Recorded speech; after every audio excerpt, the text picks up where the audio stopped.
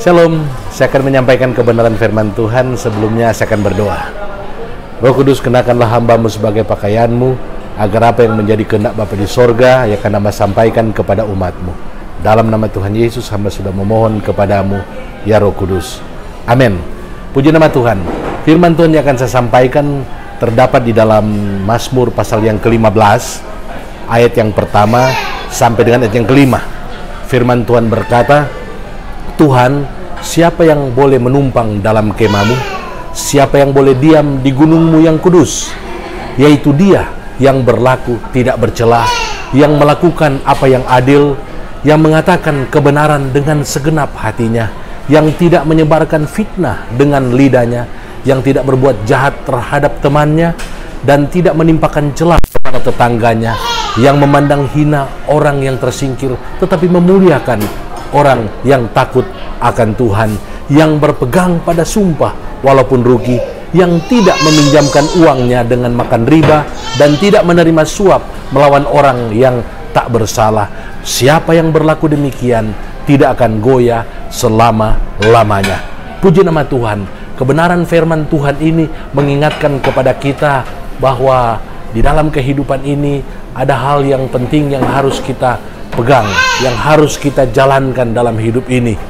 Yang harus kita jalankan dalam kehidupan ini adalah firman Allah. Firman Allah adalah pelita bagi kaki kita, terang bagi jalan kita. Untuk itu, dalam hidup ini mari kita mengutamakan untuk kita melakukan apa yang menjadi perintah Tuhan.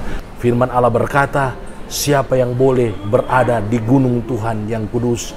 Siapa yang boleh berada dekat dengan Tuhan? Dialah orang yang menjaga kehidupannya bersih, menjaga kehidupannya benar, menjaga kehidupannya. Dikatakan oleh firman Tuhan, dia tidak berbuat jahat kepada temannya, dia tidak menimpakan celah kepada tetangganya, tidak meminjamkan uang dengan menantikan riba atau meminta riba. Itu yang dilakukan oleh orang-orang yang akan bertemu dengan Tuhan, yang akan bergaul dengan Tuhan. Karena Tuhan sangat senang bergaul dengan orang-orang yang hatinya mengasihi Dia, yang hatinya dekat dengan Dia, yang hatinya takut akan Tuhan. Yaitu kita menjauhi yang namanya keinginan daging, kita menjauhi yang namanya keinginan mata, serta keangkuhan hidup. Karena semua itu bukanlah berasal dari Bapa, melainkan dari dunia. Dan Rasul Yohanes berkata, dunia ini sedang lenyap dengan keinginannya. Tetapi orang yang melakukan kehendak Allah, perhatikan, orang-orang yang melakukan firman Allah dalam Mazmur 15 ini ayat 1 sampai yang kelima. Orang yang melakukan kehendak Allah tetap hidup sampai selama-lamanya.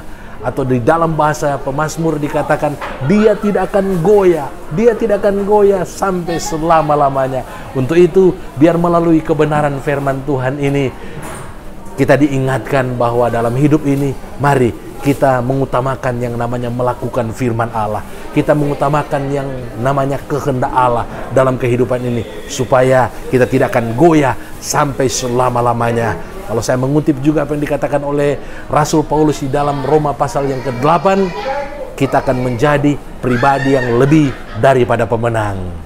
Ketika kita menjadi pribadi yang melakukan kehendak Allah, melakukan perintah Allah dalam kehidupan ini, kita akan menjadi seorang yang lebih daripada pemenang yang ada di dunia. Karena Tuhan menyediakan bagi kita mahkota kehidupan. Kalau pemenang di dunia ini, dia hanya mendapatkan mungkin medali, dia hanya mendapatkan mungkin mahkota yang fana.